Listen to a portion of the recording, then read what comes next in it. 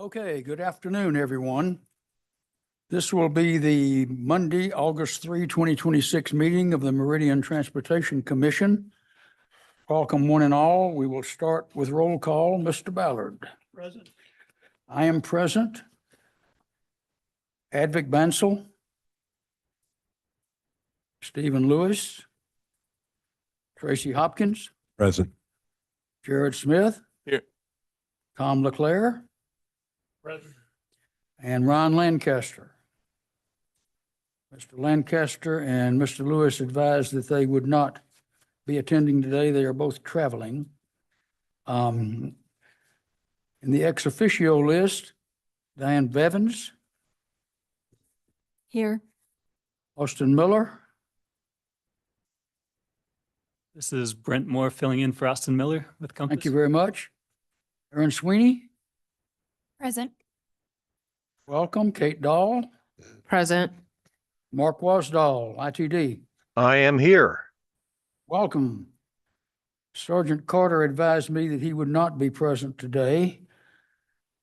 Fisher Murray, legal, I am here online. hello. Mr. McClure is not present.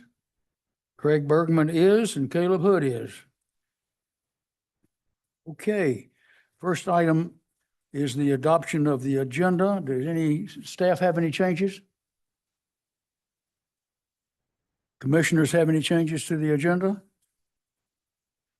I would like to make one, if chairman's prerogative counts for anything around here, and that is to do item number 9 first. We have a new member that's been nominated by the mayor to the city council, and that's Robert Thompson. Mr. Thompson, if you'd stand up. His proposed appointment will go before the council on August 11th, and he was good enough to come today to see how this thing operates, and will be with us up here on the dais after the 11th, and the next meeting after that. So I'm not going to ask him to give a bio today, but he'll tell us a little about himself in next month. With that change, we will move ahead to the approval of the minutes of July 6. Commissioners, questions, changes, adoption? What are your wishes? Mr. Leclerc. Was remotely present at the meeting. Had difficulty staying connected, so I think it would be okay. That's okay. I have no problem with it. So noted. Anyone else? Anything else?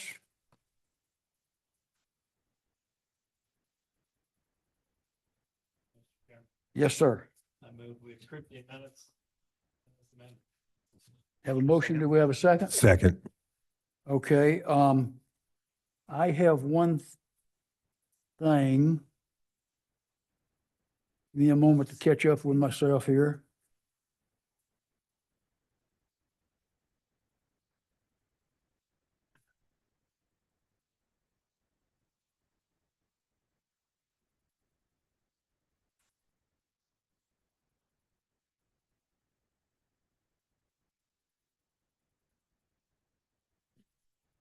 Okay, I think that covered what I had as well. Have a motion and a second. Any other discussion? All in favor, please say aye. Aye. Minutes are adopted. Next item on the agenda is staff transportation project tracking. Mr. Bergman, any comments to make in any of all of that, sir? Thank you, Mr. Chair. No comments this week for you to consider. Commissioners, questions, comments? A lot of information in there. If you don't have anything, we'll move on to item number 3, which is the East 3rd Street Extension Alignment. Mr. Hood, are you going to introduce that and then have your guest speak, or how are we going to do this? Well, I guess so, Mr. Chair. Okay, So maybe just a quick refresher. Last month, and actually Mr. Danley's been here before and addressed the commission, but last month we went through some of the recent history of the study, going back to even 2008, 2009, and kind of getting you up to today. We shared in your packet the report that Mr. Danley's firm has put together for MDC and the city council to consider the alignment of East Third, 2.5 Street, and even Fourth at this point is still technically on the table. So hopefully that brings back some memories from just last month and late last year when we talked about this for the first time. And with that very brief recap, I will turn it back over to Mr. Danley. welcome. Your name and address, please, sir. Welcome. There's the button at the base of it. All right. There, that's better. Thank There you. we go. My name is Chris Danley. I am located at 2903 East Gloucester in Boise. So, Mr. Chairman, commission members, thanks for having me. Appreciate it. I have been doing transportation planning work for the better part of a couple of decades, all over the state, all over the country. But in the last few years have been the project manager for Destination Downtown, the update to the downtown master plan. So that's a little bit of the background. Interestingly enough, I actually was at ACHD just about the time, a little before, when this Third Street project was actually launched in its original form back in 2008. I left a couple years before that, but very familiar with it. And so, as through this process and through this project, this discussion has come up several times over the last few years, as you would imagine.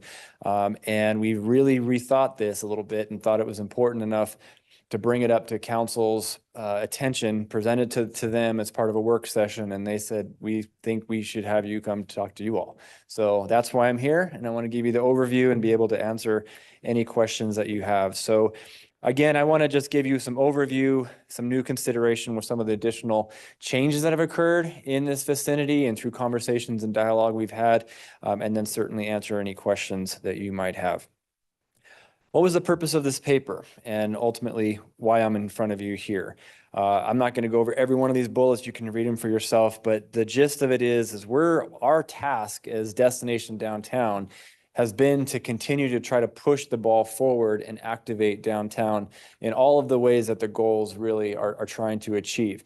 The interesting part is that the original Destination Downtown had a geography that was sort of like this, and the newer version has a much broader geography. So our task obviously expands as well, including the geography of the actual plan. So part of why 3rd Street all the way up to Fairview is part of this discussion.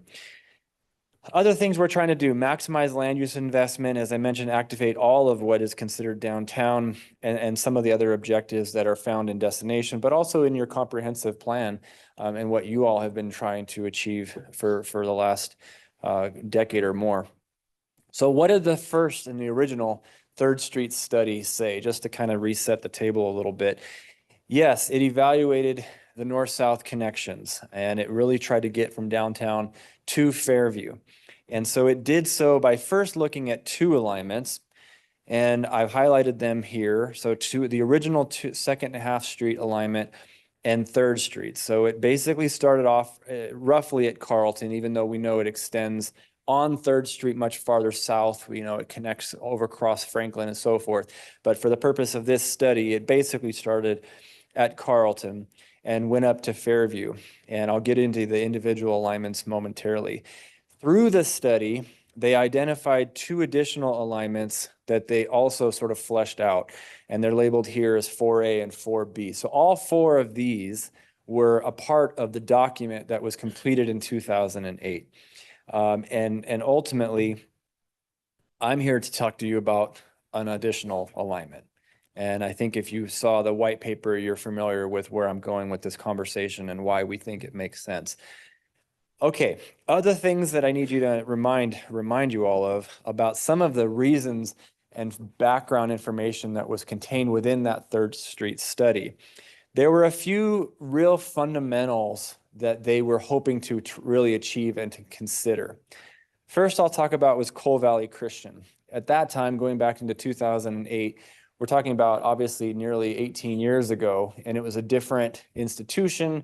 The size of the enrollment was very different. What they were thinking at the time, very different to where we are today. We know that they are very interested and actively seeking to relocate and to really try to have a major campus that's somewhere out of downtown that can allow them to grow in the ways that they are or want to. So that really does change a lot of the fundamental dynamics that were at play from 2008. The Fairview signal, and I'll go into each one of these a little bit more as we go. That was also an intent with the 2008 study, hoping that because this could be a collector level road, that wherever it would connect with Fairview could potentially be signalized and therefore allow a different type of access than just a generic, local road type of access and unsignalized. So I'll come back to that momentarily. And then obviously with the 2008 considerations, there was discussion on the right-of-way cost and and construction costs that were germane to 2008.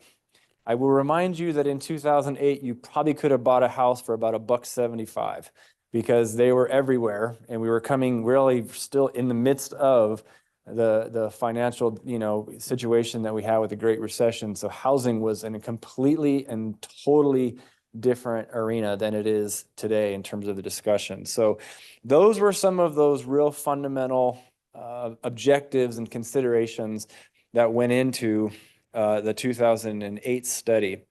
And ultimately, what did it flesh out? This is not working anymore. There we go. It fleshed out 3rd Street, and I'll go into some of the things that have since changed, however. First and foremost is the promenade. This is a subdivision development that has been approved and is underway and is right there where the tip of that red arrow is. That project is pretty significant. And again, because it's approved and how it's been approved, that already eliminates these two alignments pretty much. So those ships have already pretty much sailed. That now allows us to really look at the original 3rd Street alignment, the original 2.5 Street alignment, and then the 2.5 Street alignment that I'll mention momentarily. I already have talked about the Cole Valley Christian relocation, the school relocation, but I need to remind you that in 2008, because this was looked at as a collector level road, there was concern that because of all of the school activity in front of the campus, that the 2.5 Street study or 2.5 Street segment that was originally proposed would have a lot of conflict. Well, again, they're relocating, so we'll come back to that in a minute, but that's a big input and a big shift from what happened 18 years ago. Another thing that has changed, we had conversations with 3 different ACHD staff as part of this discussion and talked with them at length about the original assumptions, where we are today, and what would be acceptable and hopeful in terms of what could happen up at Fairview. And I'll get to that in a minute. The last thing, as I just kind of hinted at a minute ago, was housing.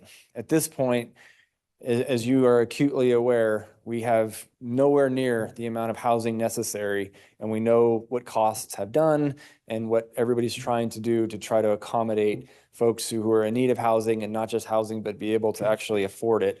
So every house kind of matters at this point, whether we're building a new one or potentially bulldozing one for whatever reasons.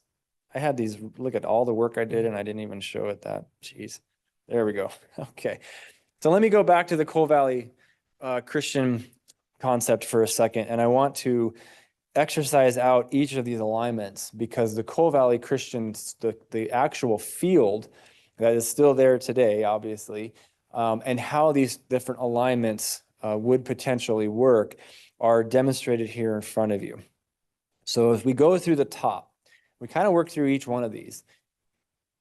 The original 2.5 Street alignment at this particular location still stands in terms of, there's no deviation in terms of what we're suggesting compared to the 08 document. But what does that do?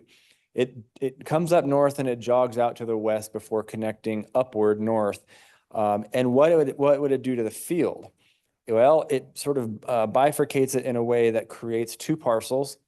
One is about 3 acres. The other one is about 3/4 of an acre.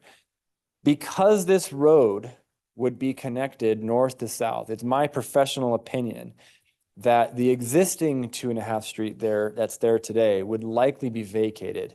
I think it would be a complication for that street to remain, and it doesn't really do anything in terms of the network. So it would be my assumption, my working assumption would be that road would very likely go back over to the parcel owners. And so when you do that, it actually creates a larger parcel in addition to the existing Coal Valley Christian campus itself. Yes, sir. To interrupt you, is both the school building on the west and the field on the east owned by Coal Valley? My understanding is yes. Okay. Yes. So what's there now, what's different is there are some portable buildings. And so they're portable, so yes, they can be moved or sold or whatever they want to do with them. So it's very different than the purchasing of a home in that regard. Mr. Danley, Yes, sir. when you talk about 2.5 street and you're suggesting, if that's the right verb, that you go back to the property owners, there still has to be a path for those homeowners to access their property. Mr. Chairman and Commissioner, there's no homeowners that are there. So there is an east-west street that's Carlton. And so the nearest residential area with access to homes does exist and would be maintained. Oh, you're talking about where the connection, you're not talking farther on down or north to Fairview. No. And I will come back to that and we'll get I into. jumped ahead, Paul. My apologies. All good, no problem. Thanks for the question. Glad to clarify. With regard to the 3rd Street alignment, nothing changes there from 08. It would basically create the 1.1 acre off to the west, 2 acres to the right. But it would probably not result because there's no need to vacate the 2.5 street. So you'd likely still maintain that. But that then creates this 1.1 acre spot as opposed to taking the 0.75 and potentially adding it to the existing Coal Valley Christian campus site to grow it. So there's a potential issue there in terms of the real estate. And as I mentioned early on, 4A and 4B are irrelevant at this point anyway, but that would have been, from a land use perspective, incredibly problematic, especially for that little wedge to the east. But again, it doesn't matter at this point. So this is the north. So this is the area that we deviate from on the 2.5 street from the 08 study. So what did it show? Well, it showed the 2.5 street alignment jogging back to the east from 2.5 street to then connect to 3rd Street before it then teed up with Fairview. But in order to do that, it would be going through a number of properties, and every single one of those would be a total take, which means ACHD is going to have to buy all of them. And all of those are residences. And one of those is a multifamily residence that I believe has, I think it was either 2 or 4 units in there. So there's one rooftop, but multiple units underneath that roof. 3rd Street, there are also a handful of takes, especially as it gets just north of the field. And as it heads north, you can see that bottom half of it. There's, again, another multifamily building that you probably have seen. It goes right through it. That whole building is done and would go away. And so the numbers are what are on the screen. So 7 to 8 impacted on the 2.5 street, 5 total takes compared to the 3rd Street is 7 impacted properties and 3 total takes. And then the number of homes listed there is the 3rd bullet. But I'm going to go back. Hold on a second. Sorry.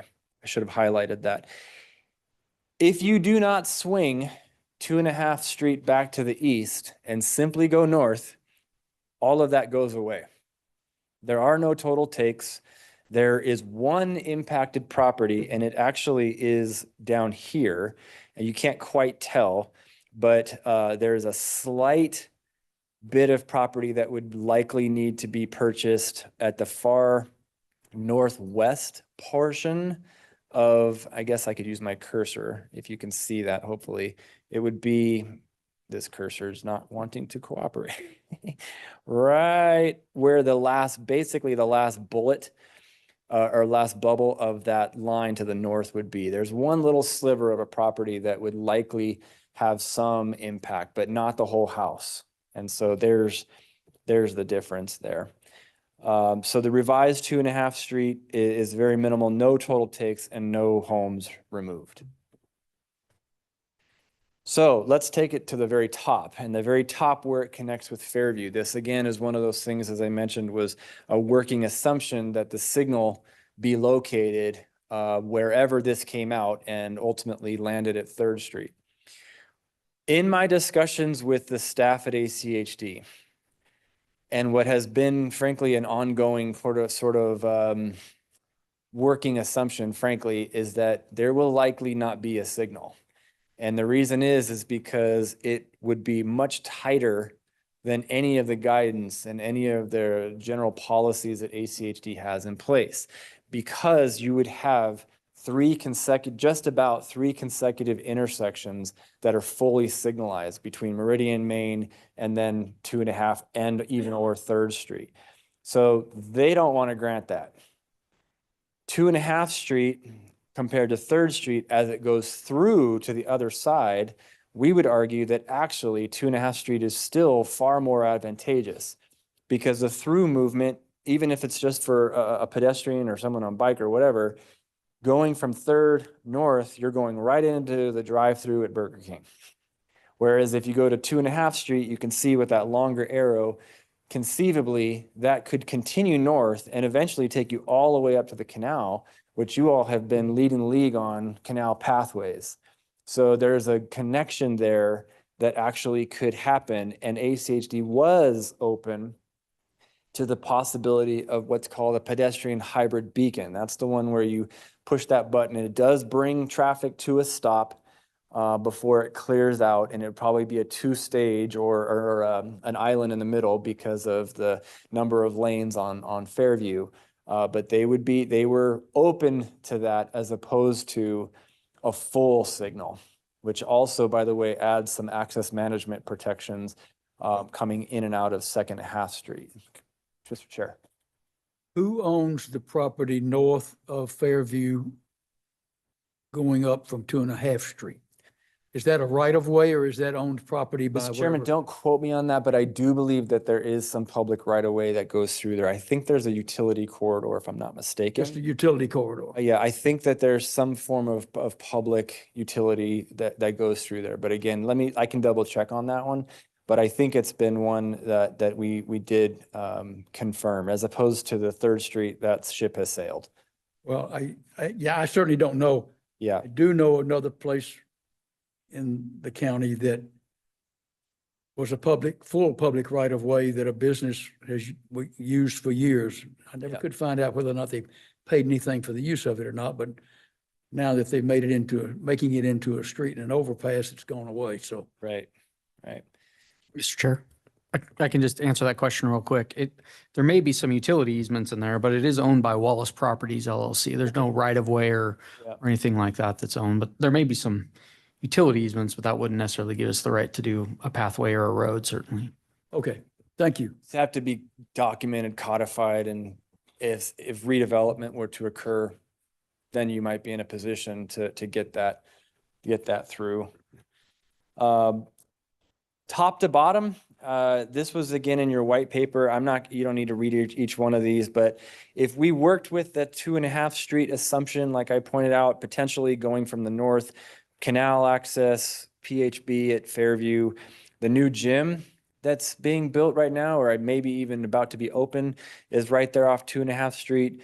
Redevelopment in many locations still exists for that potential along 2.5 Street. That's very important, as I'll come back to in a minute. The potential redevelopment for Coal Valley Christian.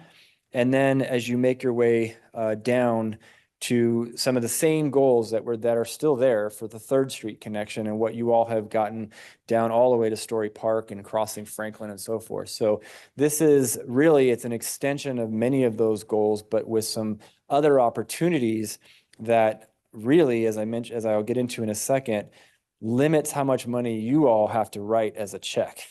That's a big factor here. So I'll come back to the dollars and cents of it momentarily, but there's one other thing I wanted to point out to you.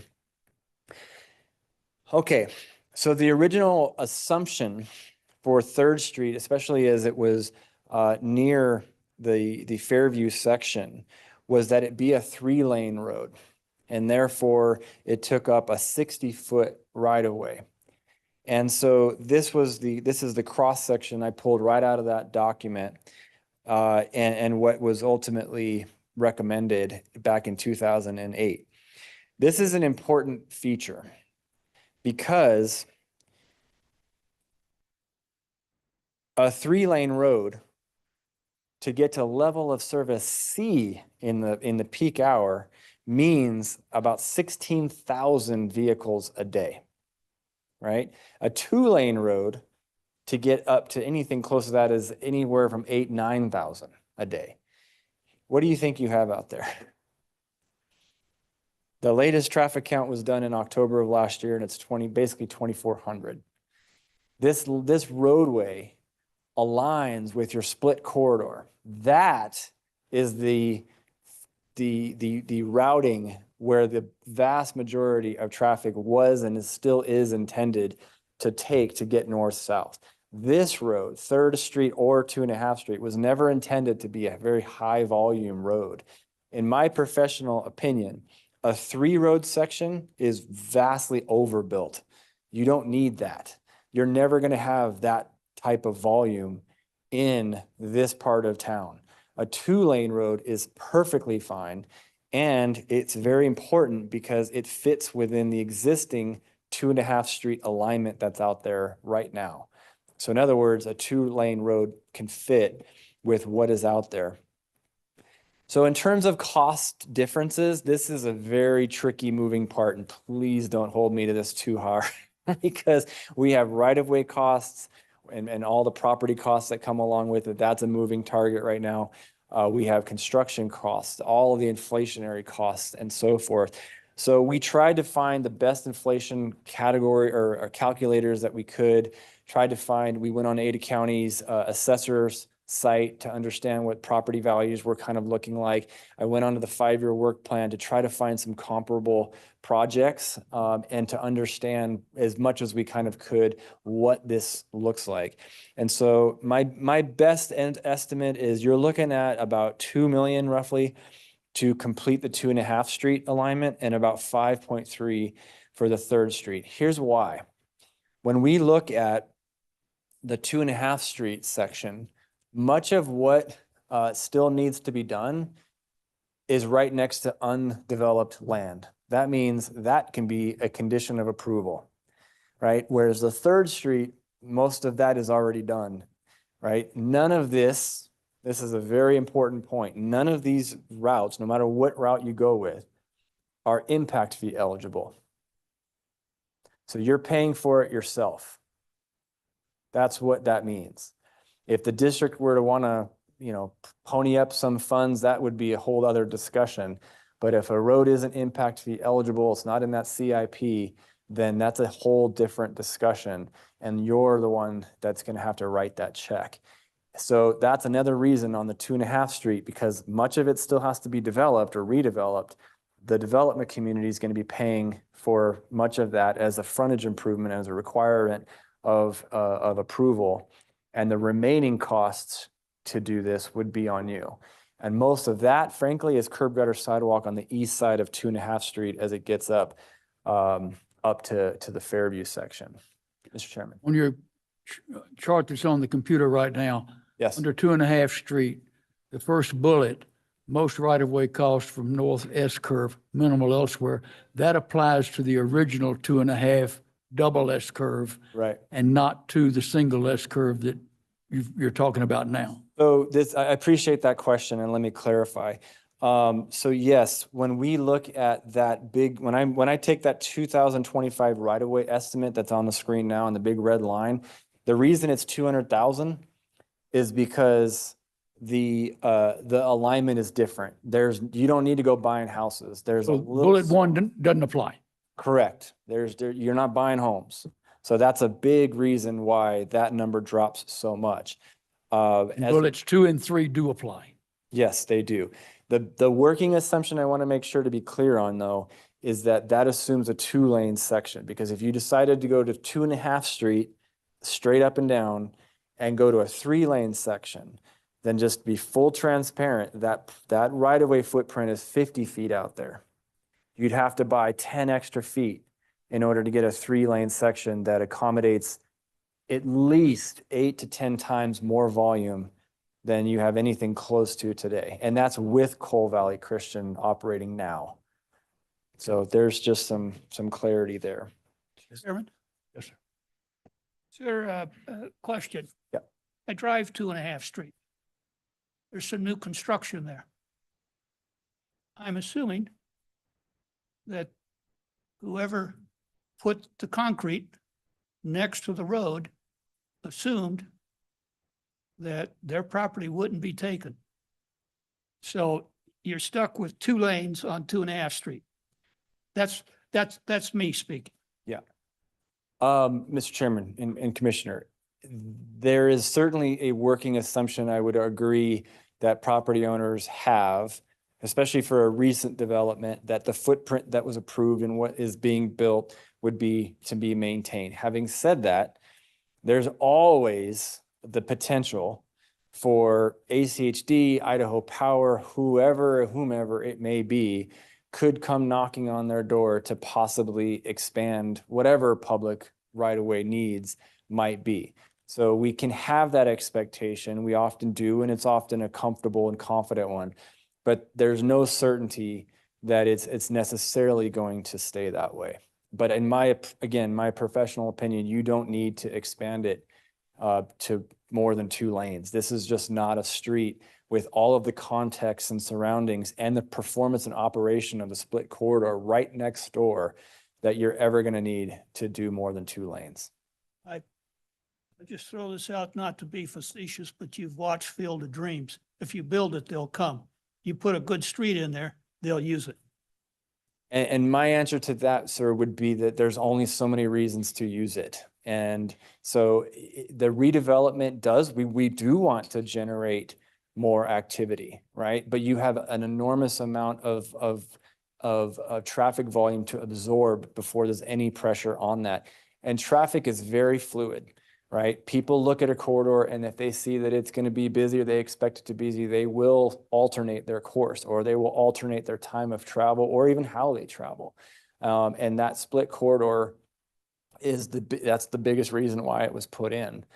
We haven't even seen the effects of Highway 16 yet on even the split corridor and other things that are coming online. So this 2-lane road up into the year 2026 would have a long way to go before it's getting any kind of pressure on it to that extent. Mr. Chair, Yes, sir. I have 2 questions. One, looking at the cost on the last page. You're talking about the assumption of these costs being 2 lanes for 2.5. To be clear, is the 3rd Street cost, is that also 2 lanes, or is that with the current the 3-lane design? I kept it apples to apples and said, nope, it's I 2 think and it 2. should stay with Okay. 2. Yeah. Got it. And I guess just one other point I want to make with regard to the 2.5 Street, it's already there. So whatever performance, this isn't a new road, right? The only difference from what exists today versus what has been proposed from what exists on 2.5 Street now really is just the jog across the field to connect with 3rd Street. That's really the only difference, because 2.5 Street already exists, already connects to Fairview, already goes, and you can easily come down to make a quick right if you're going south and connect on 3rd Street as it is. So there's really no difference in terms of the operation, with the exception of that curve and it making it a little straighter, a little bit more appealing if that way. And again, there's not going to be a signal at 2.5 Street, so it's not going to intercept traffic that way. And in fact, if you put a PHB in, that actually creates a barrier for full access, which is a safety feature, which is precisely why ACHD is like, yeah, we want that, because they don't want people making an unprotected left-hand turn across 3 lanes of on-street or oncoming traffic. So they're okay with an island and a PHB in that instance. So, Yes, sir. Sir, I have another question, sure. aesthetic question, It's a what? ethics, Oh, I thought you said, landscaping question. sure. There's 2 redwood trees there at the corner, 2.5 and Carlton. What becomes of those 2? I have all the faith that the engineering community can figure that out because they can move things around. It's why we meander sidewalks. The only times I would ever say a sidewalk should meander is for the instance of a tree like that or like a head gate as opposed to other purposes. But there's ways to get around that. That's not to be a flippant response whatsoever. It does mean that there's going to be a technical need to get in there and understand what changes and need to occur. But if that segment on 2.5 Street, you're talking about what? Talking about the little 3/4 acre section. That Yeah, would be- across the yeah, field. Yeah, trees are right there. Yeah, and that was originally intended too. There's nothing in our suggestion that's different from the '08 study in that particular segment. So that actually has already been accounted for. That doesn't mean that can't be revisited and they can't change the alignment a little bit to avoid those trees. They can. And so my anticipation would be, the good news is that if 2.5 Street straight up to Fairview was adopted as the new collector system, or just collector route, then looking at this particular section, where it comes in and where it actually bifurcates the track, that could be subject of discussion. That could move a little bit to the north, and it's a geometry lesson at that point. Trees need to stay. I agree. Hey, you're preaching to the choir. All right, thank you. I'm fighting that fight in an hour from now. And as soon as you leave them there, the abandonment of the lower part of 2.5 that you're talking about abandoning and giving to the Cold Valley building people, whoever owns it next, we'll go out there and cut them down. That's a different fight, Mr. Chairman, and you're not wrong. That could be. But yeah, that's a whole different deal. I Mr. would hope Chairman. that with redevelopment, that those trees would certainly serve a purpose to whatever they're trying to do there, if they're the majestic trees that I think that they probably are. So. Mr. Chairman, Yes, I sir. have a question. So we've put this on hold for 17, 18 years. And you just pitched a pretty good statement that there's not that much traffic. I mean, I was thinking today, Coal Valley moves out of there, how much actual foot traffic and how much actual bike traffic and motorized traffic is going to come through there? Why don't we just leave it alone and improve the existing infrastructure there that makes it a little easier to accomplish what I'm going to guess they wanted to do in the first place, and that's making the downtown hub a little more accessible rather than realigning roads and spending all this money. I mean, what's the pitch? What's the big deal that they want, that they've got to do this, and it took them 18 years to figure it out? Good question, Mr. Chairman and Commissioner. I think that the better answer, and this might be also a question that Caleb can interject. He's like me. We've got some gray hairs that we've earned over the years and been around. But the whole intention of this collector level street is really connectivity, right? In this I'm going to call it northeastern quadrant of downtown. It is to have a bit more of a polished road, not necessarily only a local street, and to have a little more of a circulation element. So it is intended to intercept some of the traffic and create more local access in and out of downtown, as opposed to only taking the split corridor, which is another objective of Destination Downtown, because circulation is great, connectivity is great. When you water your lawn, it's not with a fire hose, it's with a sprinkler, right? And that's what we want our transportation system to emulate, because it does disperse traffic in a really, really great way. So the better these connections can be, and this is just one of the things we discussed in the draft destination downtown in terms of a transportation connection. But the more you have of that, the better that can be. It's just a healthier overall system. So we do want to have some volumes on here, walk, bike, again, of course, motorized traffic and so forth. And we want redevelopment to occur, right? We want them to redevelop on, especially on a street that is one we really value. We want it to connect into the festival street that's been discussed for here in downtown and all of the objectives, and ultimately crossing Franklin and the railroad track, because that railroad track is another big piece of this, because the 3rd Street section is where it does cross the rail as opposed to the others. And we know that the railroad folks can be difficult. So any further connections is not always a guarantee. So there's lots of different elements to why the intention of this collector street was really originally pursued. I don't know if you have anything to add on that. So, Mr. Chair, I think Mr. Danley just covered a lot, especially in the last part of his answer there. Some of the other reasons I think is more than just this section and going all the way down to Franklin and Story Park and having a corridor that can accommodate some of the traffic, whether it be foot traffic, bike, motorists.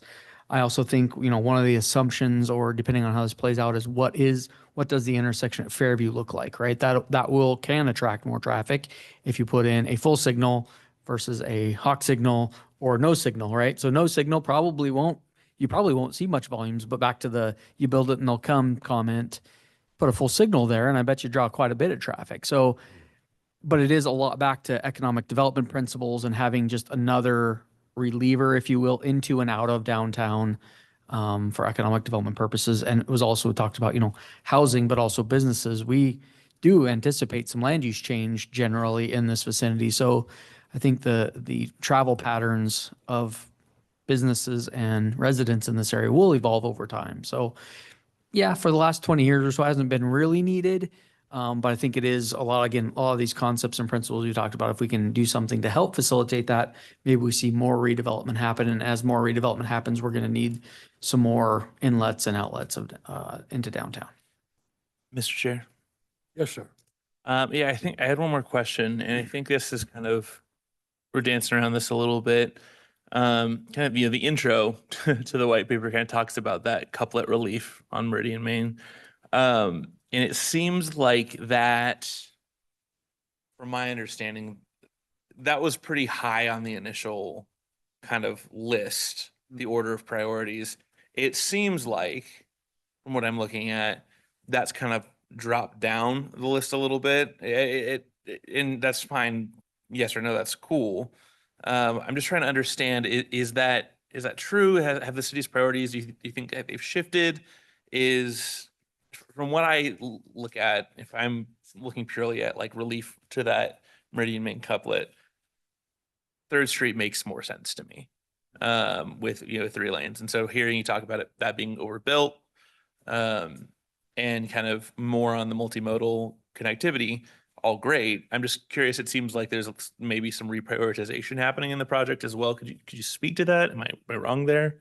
Yeah, no, and Mr. Chairman and Commissioner, so I would say that my answer to this would be that 3rd Street versus 2.5 Street is one part of the split couplet relief, if you will. Okay.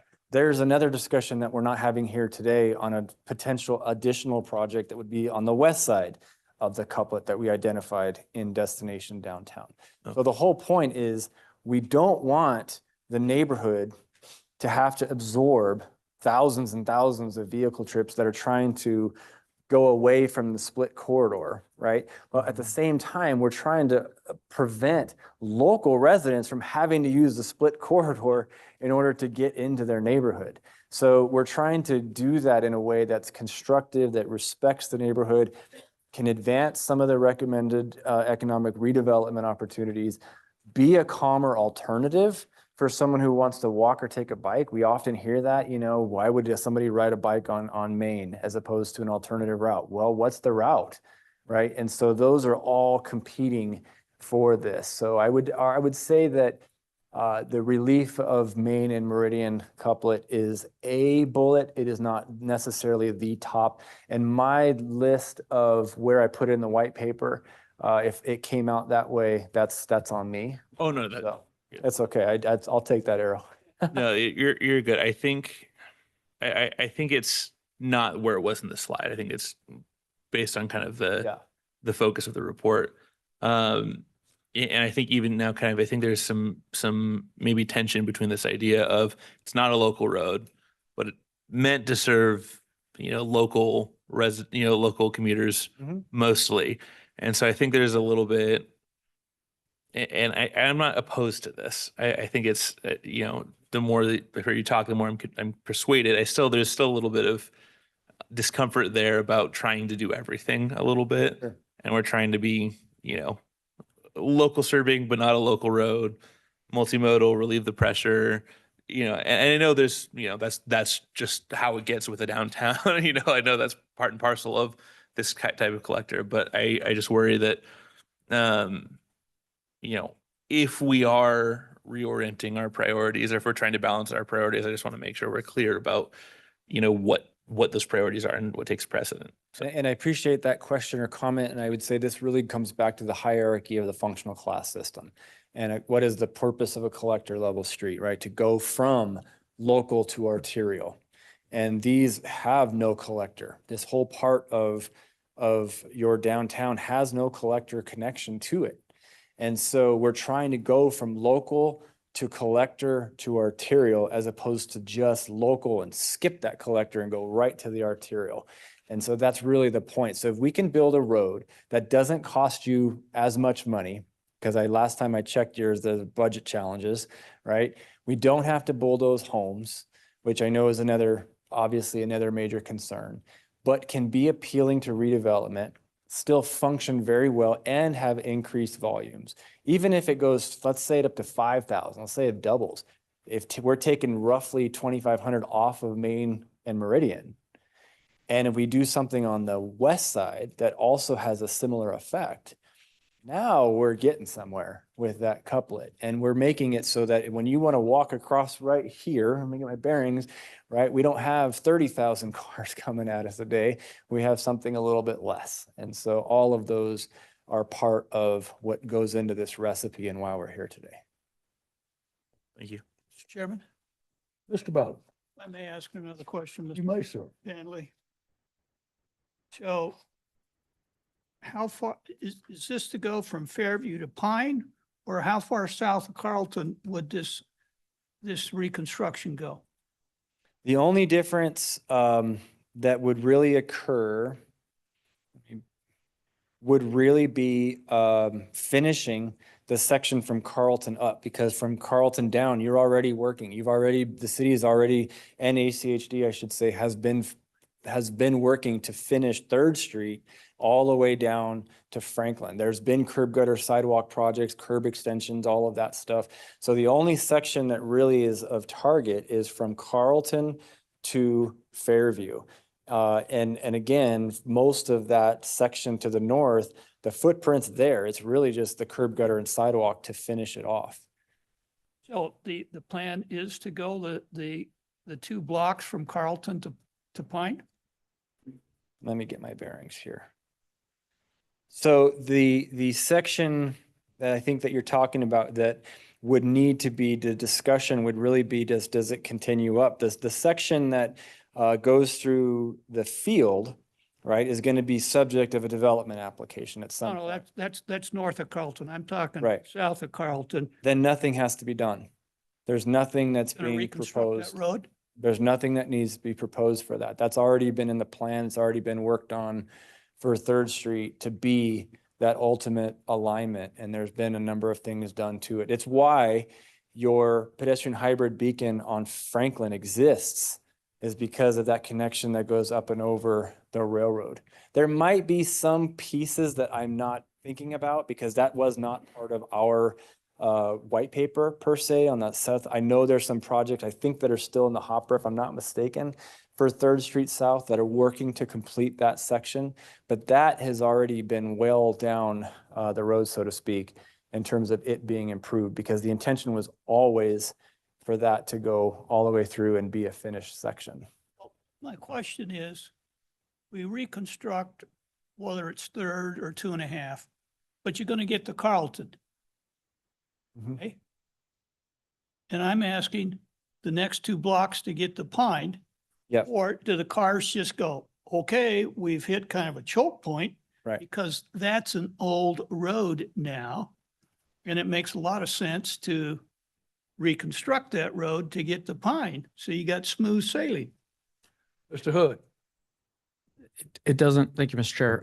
It doesn't directly address Commissioner Ballard's question right now, but to some degree it does. There will be some reconstruction, and I'll just point out the right-of-way width. And Mr. Danley brought it up a little bit too, but 2.5 Street has roughly 50 feet of right-of-way, and the rest of the corridor, Carlton South, we're looking at about 70 feet of right-of-way. So you have more area to work with and your cross-section then. So on-street parking maybe goes away in this section from Carlton North, right? If we're in 50 foot of right-of-way and not looking to buy 5 feet more on each side or 10 foot more or whatever, your cross section, the actual fit and feel of the road, something's got to give there because you don't have the right of way on 2.5 Street. So it could transition at Carlton, right? At the S curve, you could transition. And I think what needs to also be determined at some point, not today necessarily, although I think it's part of the conversation, is we've talked about this being a bike ped friendly corridor.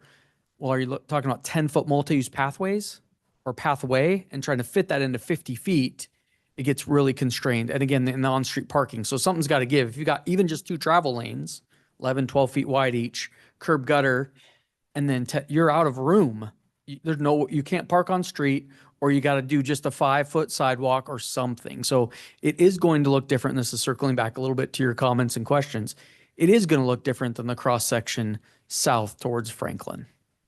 And unless you acquire more right of way, Well, I'm only worried about the 2 blocks between Carlton and Pine. including those 2 blocks. So something, even there's over 70 feet of right of way in those 2 blocks to Pine, between Pine and Carlton. So it will over time evolve and be reconstructed. There's only 5-foot sidewalks there now, but there's also on-street parking. So if you're going to make this a true multi-use pathway, where people can bike and walk in comfort, those types of things over time, the on-street parking probably even goes away there because again, you run out of room if you're going to have 9-foot wide parking stalls on both sides. But that's what I said. We haven't really determined what that cross section looks like. There's a cross section from the plan from 2009 of what 3rd Street would look like. And so, depending on if you carry that or do a different cross section, but you're going to, again, I'll just say it one more time, something's got to give in that cross, and we won't do bike lanes. That really isn't what ACHD is constructing these days. So, again, I'm not trying to turn this sideways or anything, but just saying that the alignment is one thing. The actual construction, the cross section, and what this looks like over time, I think is still a little TBD. And I would just add, just to draw your attention to the slide, if you notice at the top, it says cross-section number 4. That's because in the 2008 study, they envisioned, I think it was 4 or even 5 different cross-sections from top to bottom. So this type of conversation happens all the time when you're going from one block towards the bottom of a corridor all the way up to the top, that conditions change, demands change, on-street parking demand might be different in one block than another. So there are ways and ways to get to that design that change. And in the 2008 study, they anticipated that, which is precisely why it was included.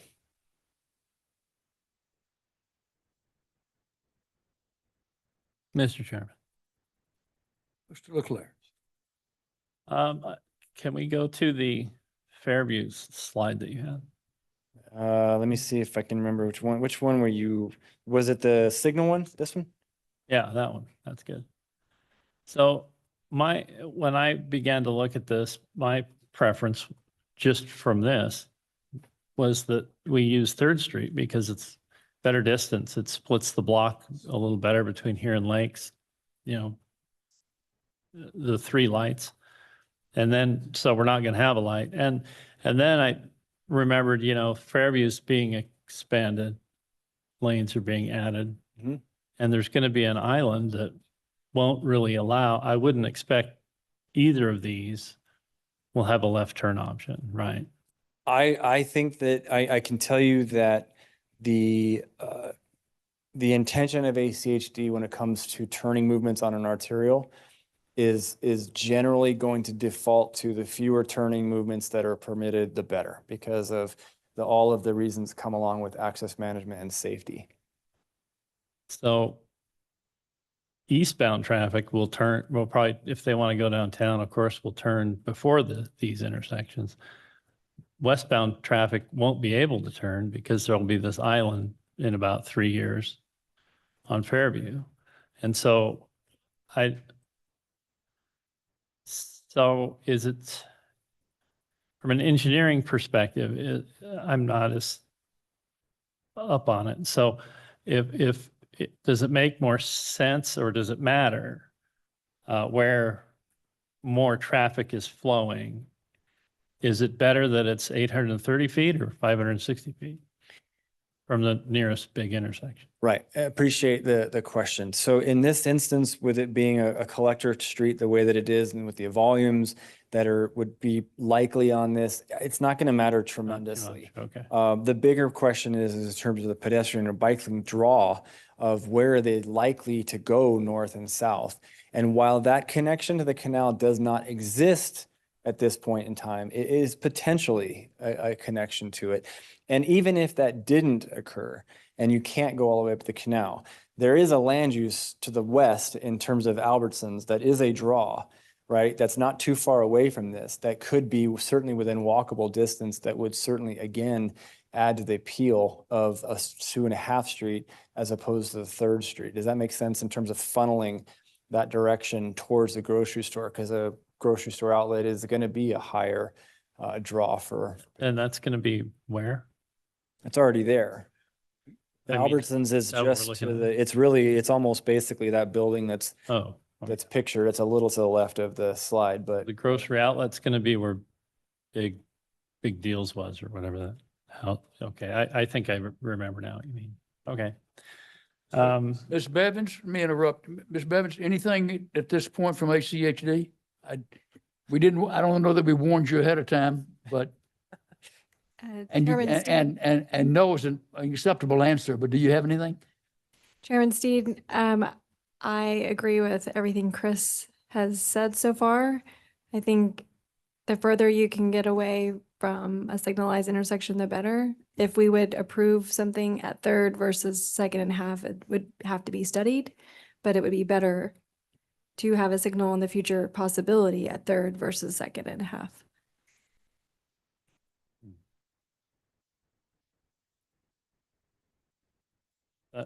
Well, Mr. Chairman, Ms. Bevan,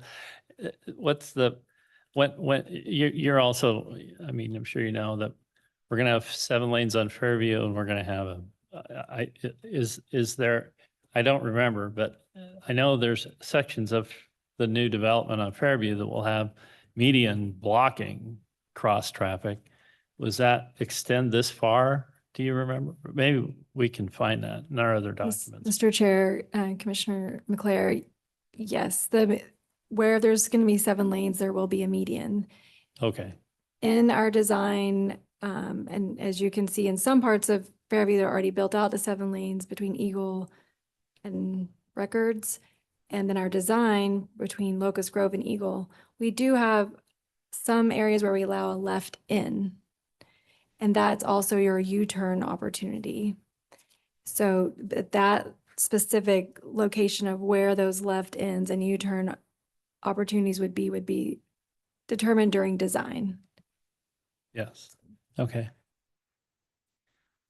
All right. Thank you. That's, I think, the questions I have. Mr. Hood, this is not an action item. No, I thought it was. What? Mr. I'll Chair. take it back. It Yeah. is. I can't read. What do you want from us? Yeah. And I'll let discussion continue, but So, Mr. Chair, and I think, Mr. Danley even mentioned it earlier, council did want a recommendation to come from this committee, and then we'll go back to council with whatever that recommendation is. I will just bring up again, we briefly talked about it last month, but in the updated report that Mr. Danley put together, there was sort of I don't want to call it a do nothing option, because some of those actually are pretty involved, like east-west connections to 2.5 Street even can help relieve and do some of these things. So I just want to kind of put that back on the table before you take any action. But the council has asked you all, and if you're not ready today, then so be it. But I think they're ready and anxious to hear your recommendation on what to do with this alignment. But that is a request of the mayor and council that you forward them on a recommendation. Yeah, and I misspoke on the not being an action item. I rarely, personal opinion on these, try not to, but sometimes I do. I just believe that if we were to go with third, someone, you may still be doing this business in 20 years or not, will be bringing back a 2046 study of what to do here. As you pointed out, there's so many things that have happened in the third alignment, so many things that would have to be contended with in the third street alignment, so much money that would have to be spent to do a third street alignment that we may just be postponing for another 20 years, another white paper. Commissioners. Yes, sir. Mr. Stanley, Mr. Leclerc raised a question and I clarify it. So, in Ms. Bevan's comment, at some point, if I'm heading west on Fairview, and I would like to make a left either onto Third or 2.5, whatever it is, left turns won't be available because there's going to be a concrete medium there. So to use Third Street and 2.5 Street, that's a right turn only. It could conceivably be a right in, right out, but there's also, as I think Ms. Bevins mentioned, there are potentials to do some degree of protected left. If I understood that correctly, that through the design of Fairview, the final review of what this could be, that's still to be determined. But conceivably, could it be a right in, right out? Of course it could. And so at that point, whether it's Third Street or 2.5 Street, from a vehicular access perspective, it's not nearly as consequential in terms of what's happening on Fairview, because what went into the 2008 study was a full signal. That was the assumption, and that was what that ship has sailed. And so now the district's position is much more inclined to implement access management for safety purposes and to look at the pedestrian and bicycling access for the PHB system on where are those appeals? Where's the draw? Where are the desire lines? Because I can't emphasize enough, desire lines for people who are on foot or bike matter tremendously, right? Because if we ask people to go out of their way, the research is clear on this. If we ask them to go any farther than a few hundred feet, they're not going to do it. And so they're going to go straight. And if so 2.5 Street has this access and it has the energy, the redevelopment, all the things that we've discussed, and then potentially to the north, that's where that desire line will be. And by the way, that's regardless of the alignment that potentially is selected here tonight, because 2.5 Street's where so much of the redevelopment is going to occur because what's out there now, which means that there's open land that's to be developed and the potential for Coal Valley Christian. That's where that straight line arrow points to. I figured out my answer. I go to Maine and make a U-turn if I want to go back to 2.5. Could be. If it's permitted, yeah. Then Well, it has to be, because you've talked about giving access to those people in the subdivision, and you just cut off my ability to make a left-hand turn. Respectfully, I haven't cut off anything. The district in the seventh 7-lane configuration of Fairview is what has done that. Yeah. UPS only makes right-hand turns, right? Because it's an efficient way of getting around. So if someone's heading west on Fairview, they could conceivably make a left onto Main and make another left to access. That's, I'm not arguing that, sir. I'm just seeing down the road, no pun intended. right. Okay? I'm just trying to Likewise. envision it, because you're asking us, what do we see? We're going to throw this out there. Yeah. I'll let the engineers figure out the problems. But I'm just pointing out something that I see. Oh, I agree. We're I'm not on arguing. the same page. Let's move on. Mr. Chairman. So there's a couple things. We know that protected left-hand turns are not too advantageous. We see them taking them out all over Eagle Road right now. And then stopping this thing every quarter of a mile or is another problem that I personally don't like. If a person can go 500 feet out of their way on a bicycle and they can still access that store and get a protected place to cross that, we're talking Fairview. I think that's too much to ask, to, especially when I don't see, I mean, right now, it's hard to see a draw for people in that area. Yeah, people go in the grocery store. I completely get it. I live in that subdivision. I want to go in the grocery store. I don't want to hop in my car across Eagle Road and to drive to a grocery store that's 2 blocks away or whatever. But I don't have a problem going down to Main and then cross. So kind of lean towards do nothing. Mr. Chair, Yes, sir. I just want to bring to your attention, we do have a interested citizen in the audience. If you guys are so inclined, I think Mr. Olson would like to address the commission, if not a public hearing, but I've talked to him a couple of times now about this topic, and he does represent one of the property owners that's in this vicinity anyways, I'll say. Oh, Yeah. right. Mr. Danley, anything else at this moment? Mr. Chairman and Commission, I don't think so. I think we've fleshed out pretty much all the issues and appreciate your questions and certainly the concerns. So. Thank you. It's very good presentation. If you wish, sir, name and address, please. Michael Olson, and I'm at 100-65 West Skycrest Drive in Boise. So I represent a property that is in direct alignment with the 3rd Street solution.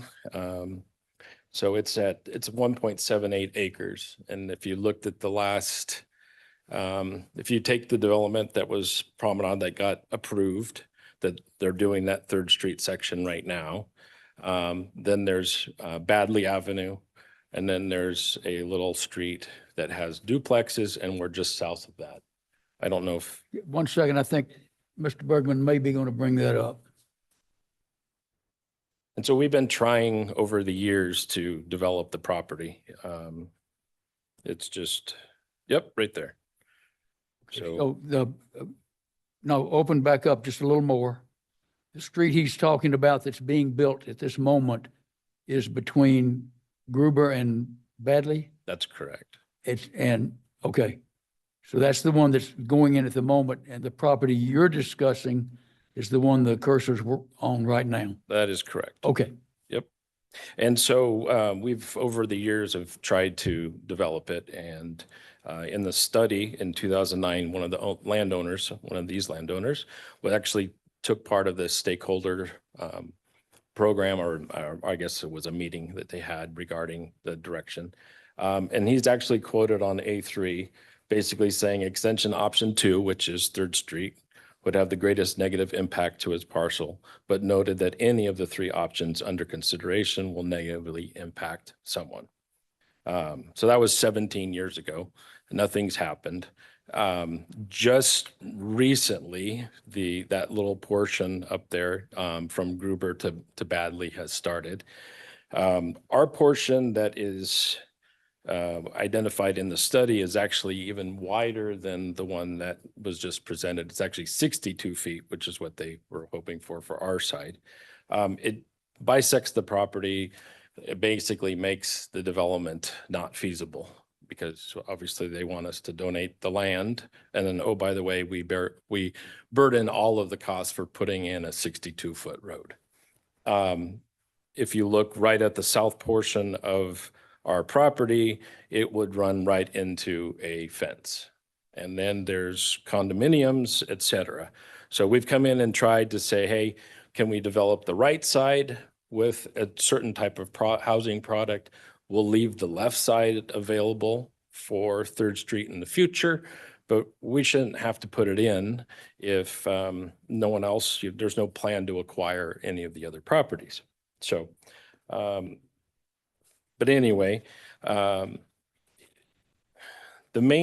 think the main reason why 3rd Street hasn't ever happened for the last 17 years is there was never really a plan to focus on the cost associated and needed to do it.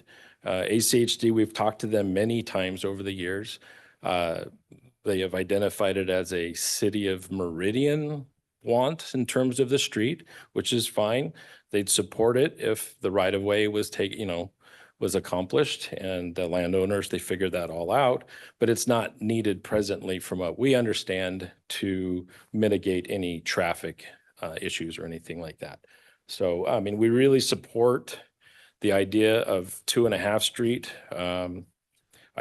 Caleb just brought up the point of the lateral. It would really make sense that if there was a lateral from the west to the east to 2.5 Street, that would give another way for people to exit. But for us, we're obviously just looking for direction, and we're hoping, since this has come up, that for us, it seems obvious that 2.5 Street. Otherwise, I think it's another 17 years or more, because we have no plans we can't do anything with it if we're forced to put our street through. So that's from our perspective. We just don't see a lot of traffic there either. And so, and I have been dealing with ACHD on a recent project. And yeah, I think getting a signal in there would be very difficult. So I appreciate all of your help, or your I guess, focus on this, and hopefully you guys can come to an educated decision. Thank you. Any questions before he steps away? I have One. I heard Trustee Hopkins first. So we've waited 17 years. Again, making infrastructure improvement, leaving things just the way they are, but doing some improvements in the area. Are you for something like that rather than doing a major alignment at 2.5 just improving the flow in the areas, roundabouts, but improving the current infrastructure? Mm-hmm. I don't know if you've had a chance to read the packet, but they have a portion of that where they're not doing this alignment. Yeah, I've read the actual report and the Okay. study as well. So what's your stance on if they don't do any alignment and they just do the east-west east-west, opening that up so people can funnel over to Main Street to use that instead of? I mean, for us, I mean, I think if you can have the laterals, I would think that would be a great improvement to helping mitigate traffic. But for us, it doesn't impact us because we hit 3rd Street and we hit 4th Street. So for us, we don't even come out to 2.5 Street. Yeah. We don't benefit from our point of, we just want to do a simple development, and we wanted to bring more housing to the downtown. For your stance, as long as you don't do 3rd, I don't care what you do, kind of a deal. Well, I mean, I take myself just from I've been a developer for over 20 years, doing either large scale shopping centers, et cetera. So from that perspective, I think that at least you have a chance to do something now, whereas 3rd Street, again, you're going to have to figure out a plan to say, how would you deal with us? The actual duplexes that are north of us, when we looked at the road section with Caleb, I think it was between 50 or 60 feet, which takes out their driveways. I'm not the cop for Meridian, but I think then it would make those duplexes not compliant because their driveways would become too short. They have no parking. So I don't know so they might be just total acquisitions, which is, I'm not sure. Oh, he's gone. If that would increase the cost dramatically as well. About I have my question answered. okay. Anyone else?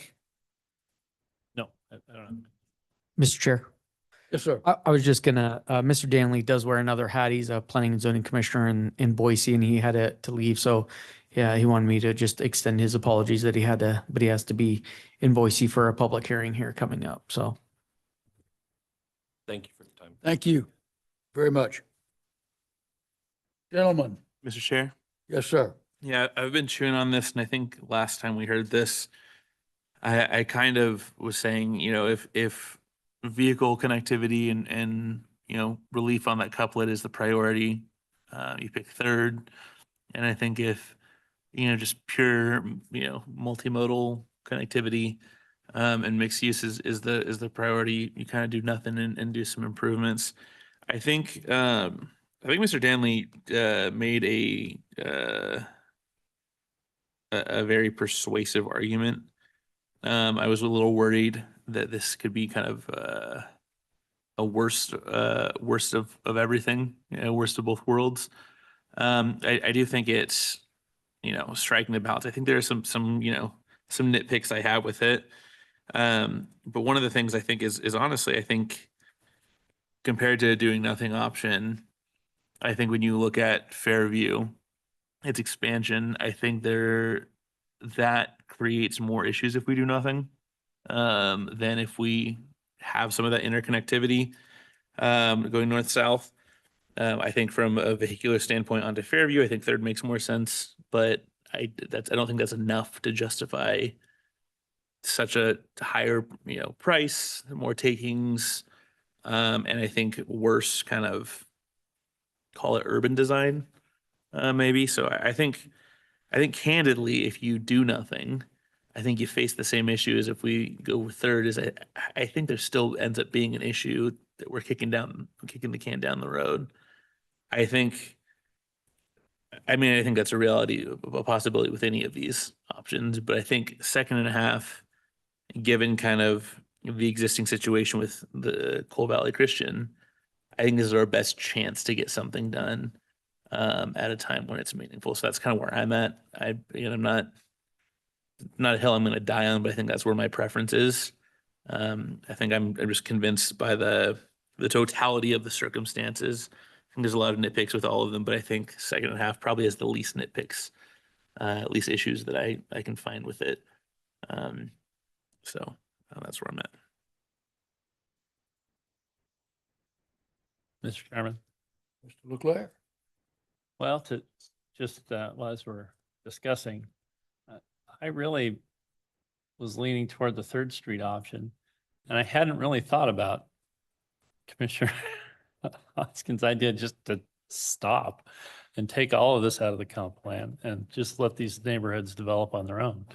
And so, but I think with Jared, I think the presentation by Mr. Danley has helped explain better the rationale for the second and a half street approach. And it is, because it isn't as expensive, it might happen. And so I think that would be an improvement in this part of town. So I think as we go to consider this, I'd support letting the council know that we think the 2.5 street proposal going all the way through is a preferred option. Those are my thoughts. You have want a motion? one last chance.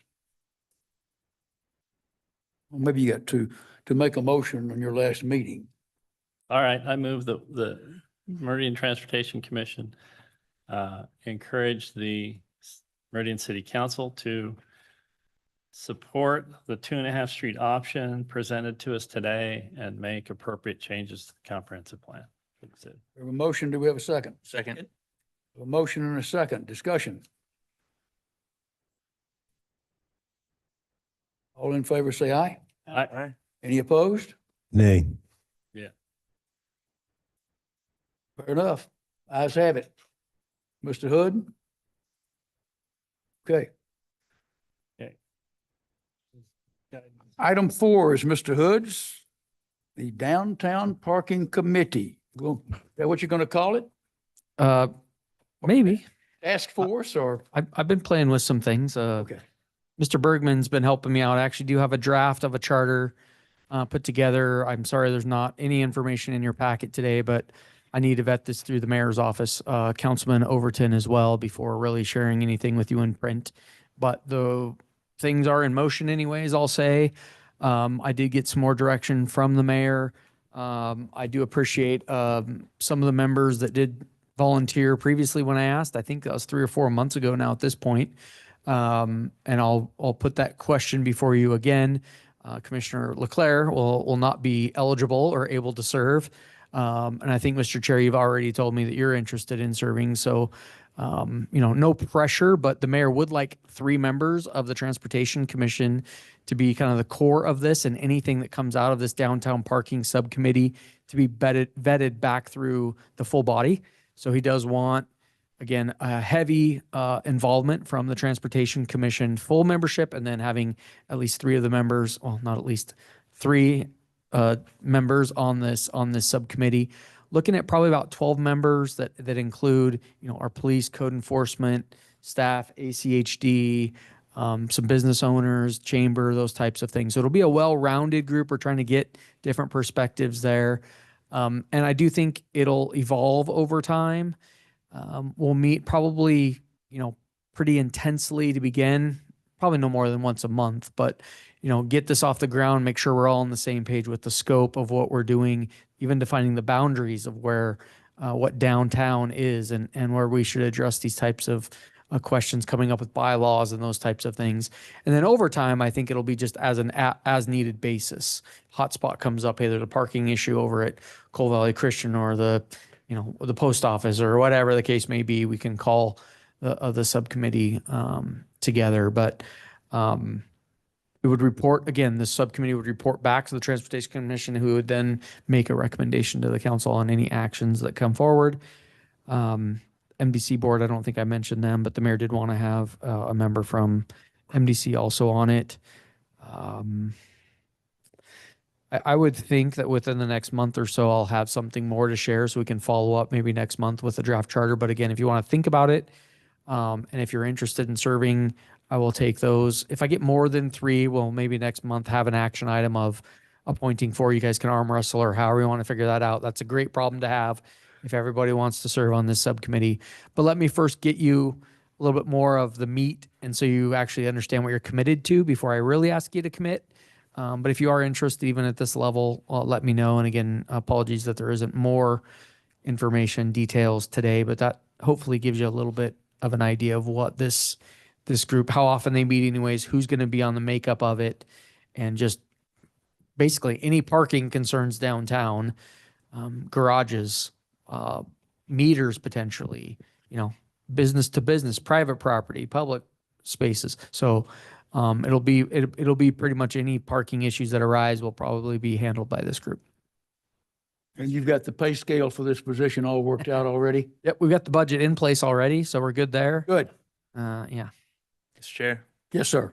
Caleb, I think last time you talked to us about this, I mentioned interest, but never sent you an email. I just sent you one right now, so just let you know. Anything else? Okay. We have had Pine Avenue from Black Cat to 10 Mile on our future topics agenda for months. This came from a complaint we received by email, if memory serves, from someone about speeding on Pine between Black Cat and 10 Mile. That complaint occurred just about the time that the intersection of Black Cat and Eustic was closed to the south. And so I have held this waiting for that intersection to open back up, which it did in the past 6 or 8 weeks, and asked the police department, our Sergeant Carter, who is not with us today, to run a speed study out there and compare it to the one that he had been run previously. And I got an email from him the middle of this afternoon saying that I won't be able to make the meeting tonight. You have the Pine speed study compared to the one that was done a few months ago when we still had road closures. It didn't really change. Only one complaint about speeding, and that was 5 months ago. Nothing else to share from MPD. Y'all can take a look at this. Other than really wanting to know who the person is that does the 90 to 95 out there in the middle of the night, I don't have any other big observations about it. The sergeant had previously, when he sent me this study a week or so ago, he made a comment that he saw no reason to do anything. It seemed to be working pretty well. Y'all have had a chance to look at it. Comments, questions? Otherwise, we will consider this as a finished item until such time as we get more emails, which, as we know, certain things happen around and over again as time goes on. Mr. Smith, anything? Mr. Chair, I think. Yes, sir. This looks pretty straightforward to me. I don't have any comments now. Okay. If there's nothing else on that, we have an action item number 6. Mr. Bergman wants to talk about a September Transportation Commission special meeting. The reason being that, well, I'll let him explain it. Thank you, Mr. Chair, members of the commission. So September's Transportation Commission meeting will fall on Labor Day. So we are meeting to schedule, or this agenda item is to propose the cancellation of that meeting and reschedule for a remote meeting at a specified location. I believe this year we're going to go to the West Ada Bus Depot, take a little tour around. We have Erin Sweeney from West Ada. She's going to have some dates available to kind of work with you on to see what might be the best. Ma'am, do you have some dates in September? Yes, Mr. Chairman and Commissioners, going around the Labor Day holiday, I do believe we would prefer to have a Tuesday, Wednesday, or Thursday if the committee can. That would be a better day than Monday or Friday to be at our bus barn, just as those days tend to be a little more hectic. So we do have some dates. We do prefer about 2 o'clock in the afternoon or 2:30 if possible. You will get to see a lot of action with the afternoon rollout during that time. So you can see a lot of movement and get to actually see some things in action. So we do have the dates of September 3rd, which would be the Thursday prior to the normal meeting. We've got the 8th, which is the Tuesday right after, the 9th, which is the Wednesday, and the 10th, that is the Thursday of that week. And we can do other times if you prefer. So the 3rd, 8th, 9th, or 10th of September at 2 p.m.-ish? Yes. Commissioners, what are your thoughts? You do not have to pick a date today. You can work on it and then email Mr. Bergman your desires, and he can see if he gets a majority anywhere. Or if you wish to pick one today, then feel free to do so. Mr. Chair, Yes, sir. I think in line with history, it seems I'm cursed. I don't think I've been able to attend a single one of these September meetings. I think that might hold. So fortunately, I'll be in Hawaii this time. Nothing crazy. So We couldn't do, can we do a remote? we couldn't do this in Hawaii, could we? Oh, I'd really like it if we could. But yeah, so I'll be occupied, maybe sipping Mai Tais on the beach, but unable to attend. Okay. Mr. Chairman, Mr. Ballard. the 3rd or the 8th for me. And that's at 2 o'clock. Is that correct? 2 o'clock. That's okay. Yeah, the 3rd and the 8th will work, or the 8th would work for me too. The 8th would be preferred for me, but so be it. 3rd or 8th, with the 8th being the preference. Okay.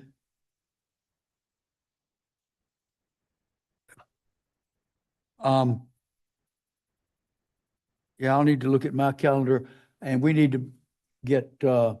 Lancaster and Mr. Lewis in on it. So if you would put out an email to them that we've got 2 people would like the 3rd or the 8th, with one leaning toward the 8th, and tell them also the 9th or 10th is available, see what they want to do, and include me in that, and I'll give you an answer as well. Will that work? Can you make that work? Yep, that'll work, Mr. Chair. I'll include Aaron as well, just so West Ada is up to speed on what day you decide. Okay? Mr. I want to Chair. thank you for volunteering to entertain us. Mr. Chair. Yes, sir. Can I just make a small request that maybe this is listed as an action item if it, and it was kind of a two-part. If you could, someone could make a motion and vote to cancel, we have to officially We cancel. do need to do that. And then even in the motion, if you've got it narrowed down to 2 or even all 4 days, even if you could make that part of the record anyways, and then we can, within the next week or 10 days, we'll nail down that spot. But if you wouldn't mind having someone make a motion, please. Very good. Thank you for setting that up. Mr. Leclerc, I said a while ago, you had a chance for a final motion. Would you like to have another one? Since you're not even going to be involved in this. I hesitate because I'm not going to be involved. So I think You'll pass. I'll pass on that one. Hawkins. Sounds like it can be Okay. 8th though. Falling toward my right side. Mr. Chairman, I'd like to make a motion to cancel our Memorial Day, Labor Day, excuse me, commission meeting and replace it with a field trip. And the dates available would be September 3rd, 8th, 9th, and 10th. That work? Have a motion. Do we have a second? Second. Have a second by Mr. Ballard. Discussion? All in favor? Aye. Motion passes. Okay.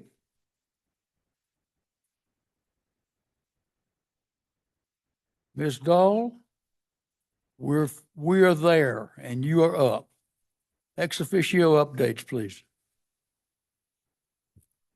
Good afternoon, commissioners. Yes, of course, the big update from Valley Regional Transit today is the discontinuance of the Route 30. The Route 30 is being discontinued primarily because of the low ridership. As you may recall, that was a route that we started in October of 2022 along Pine Street. It was originally longer. We shortened it in the last service change and overlapped the Route 45 on top of it to add some extra frequency to try to up the ridership. Unfortunately, people have found, I guess, the Route 45, well, fortunately, people have found the Route 45 to be more convenient with the frequency and the connections to Nampa and Boise. And so we just really haven't seen the ridership pick up on the Route 30. And then, of course, with the city of Meridian's, budget challenges, we just decided to go ahead and discontinue it. There is a hearing tonight that's starting at 5:30, right? Well, actually, we're going to have an open house at 5:30. The hearing will start at 6:30, where any riders or anybody can go and make comments to the Valley Regional Board. You can ask questions of staff, and then there'll be the hearing to decide that. Once that's decided, we will anticipate the service will actually stop in October. So it'll continue through the month of October and September. And in October, there will be some signs we'll have to remove and some amenities. So that's a bit unfortunate, but that's what's going on today.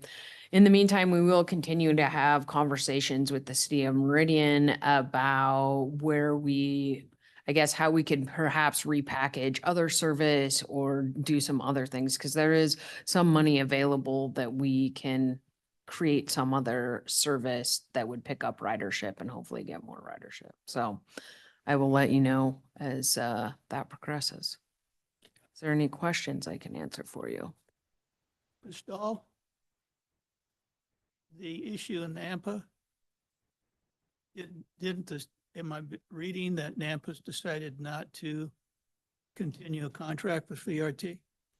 That is correct. They have decided to cut all of their funding that they provided to VRT for the FY 27 budget.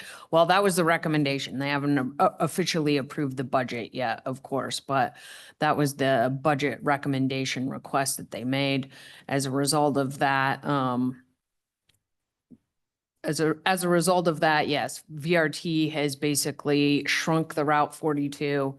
Basically, we would cut all service to the city of Nampa. So what that would include is shrinking the Route 42 back to CWI.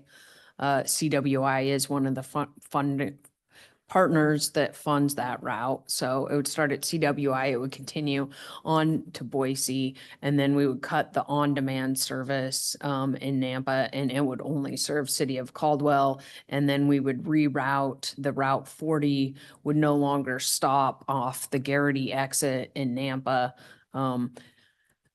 Instead of going down the boulevard, it would go back up the boulevard from Happy Day Transit Center to City of Caldwell, out the frequent exit, and then down I-80, continue down I-84. That would actually shorten it by 15 minutes, which is something that some of our riders have commented on, that they would like a shorter route. So that is a positive. It will also provide, although Nampa, it will make it more difficult for riders in Nampa to access it. They'll still be able to drive to CWI at the park and ride and be able to catch the 42 or the 45 from that location. Or they could go to Happy Day in Caldwell and park and ride there and be able to get on the on-demand or the Route 40. From City of Caldwell's perspective, the on-demand area, I mean, one of the challenges we've had with that is it has been limited to 4 vehicles, and there's so much demand for it that during peak periods, a lot of times folks can't get a ride. So now that it's going to be a smaller service area just with Caldwell, we're expecting that people in Caldwell will be able to get rides a lot easier. And although a lot of our rides in the past have been people from Caldwell going to Nampa and Nampa to Caldwell going back and forth, we expect some of that ridership to change as people discover they can go to various places within the City of Caldwell easier. And then the Route 40 with its reroute, as you know, we've been trying out various different event services with all of our routes, and we'd like to expand event service in Caldwell and be able to provide bus service occasionally in the evenings for some of the events that happen in downtown Indian Creek, and then also at the Caldwell Event Center, such as the fairgrounds and rodeo. And so with the way that it will be routed now, it will go right past those destinations and lend itself well for that. So there is some good opportunities we can build on. Thank you for adding that. I didn't know if you had prepared to address that or if I forced you to answer, but I appreciate your flexibility. Sure, Both thank were you. the case. But realize that the Nampa decision is not final until they set their final budget. But this is anticipating what they might do. Correct. I mean, they've given us every indication they would go through with it. So Yeah. that's what we're. Okay. What's up at Compass, sir? All right, thank you, Mr. Chair. So a couple announcements. If anyone wants to keep talking transportation tonight, we have a education series over at our offices at 6 p.m. tonight. We have a psychology professor from the University of Idaho, he'll be giving a presentation on how psychology can improve transportation safety through designing for human nature. So that's tonight at 6. There's plenty of space available for that. He'll also present again tomorrow at 9 a.m. If any of you are interested, let me know. I'll just double check to make sure we have room. But those are free educational events. We're working on our Regional Transportation Improvement Program project list for 2027 through 2033. These are federally funded, regionally significant transportation projects in Ada and Canyon County. We just closed our public comment period, and we'll be taking that to our advisory committee and board here in the next month or so.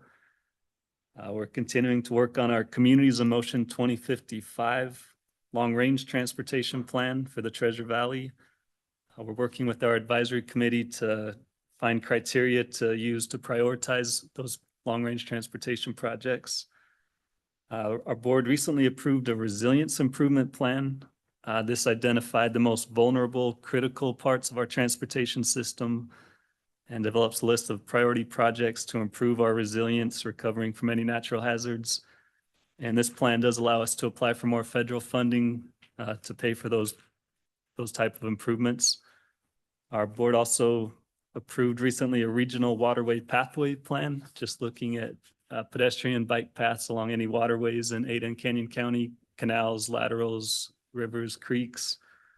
You can see that plan on our website. There's also an interactive map that shows all the different potential pathway connections. So they ranked them based on feasibility, how likely they are to happen, and how many people are likely to use them. So prioritizing the ones that would maybe get maybe the largest regional connection, serve the most people, and most likely to happen.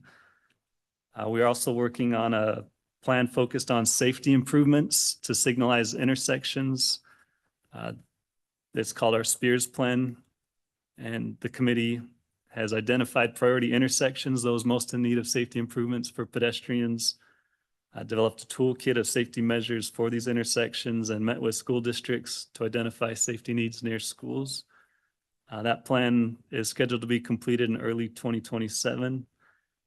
We're working with VRT on a coordinated plan, and this is a plan for people with disabilities, seniors, people with low incomes who are unable to get where they need to go with our fixed route transit service. So looking at those services VRT and other nonprofits provide to help transport people to where they need to go, doctor's appointments, things like that. And completing this plan also allows federal funding for those types of services. And then lastly, nominations are open for our Leadership and Motion Awards. So each year Compass awards people who've shown leadership in transportation planning.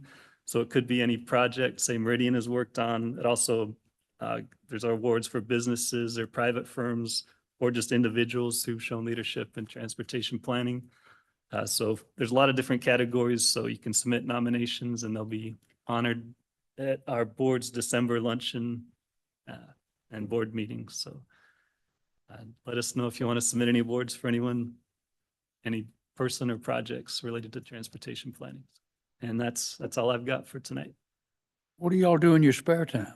Yeah, a lot. Thank you very much. Thank you.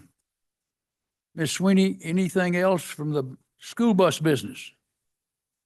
Well, I'm happy to report that we have 9 days until school starts.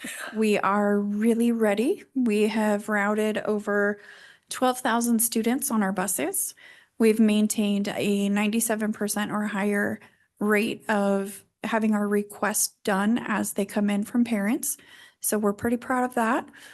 We are looking at having about 200 routes, including about 20 van routes and then 180 bus routes. And we have over 900 students right now that are special needs that are routed on our buses as well. And not specific numbers or anything, but how does that relate to last year? I would say our numbers. Greatly larger, a little smaller, same? I would say we have a little bit of an increase from last year on our requests. We certainly have more of them before the due date, which was really exciting. We've had, I'd say, a couple thousand more by the due date this year, which has really helped us out a lot. Okay, thank you, ma'am, and we'll be getting back to you with a pick date. Thank you. One Well, quick question. Yes, sir. Yes. When do the practice runs start for the bus drivers?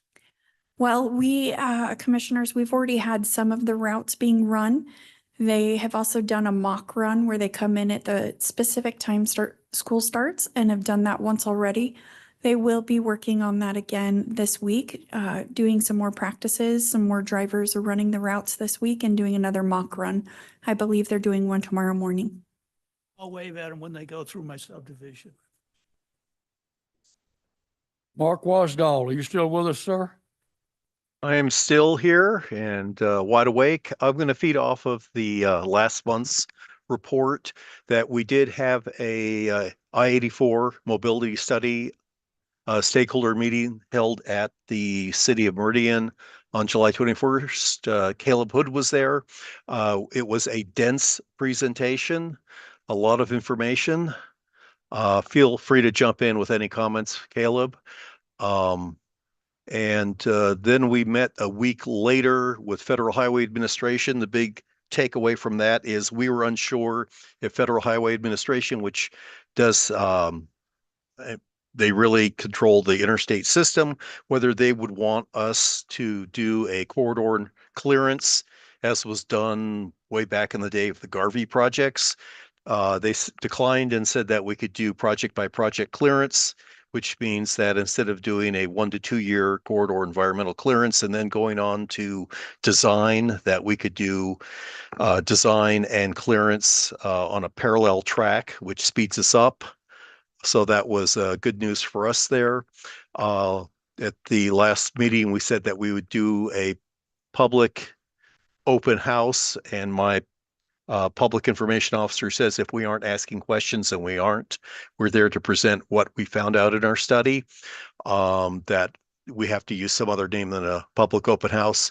That won't be in August. We'll do that in September, and we're trying to gear up to that to try to convert all that information that we have into something that is consumable by the general public. Otherwise, our public comment period for our draft Idaho Transportation Investment Program closed at the end of July. Initial word was that we had 339 comments within District 3. The next closest, I believe, was District 1 in Coeur d'Alene at 180.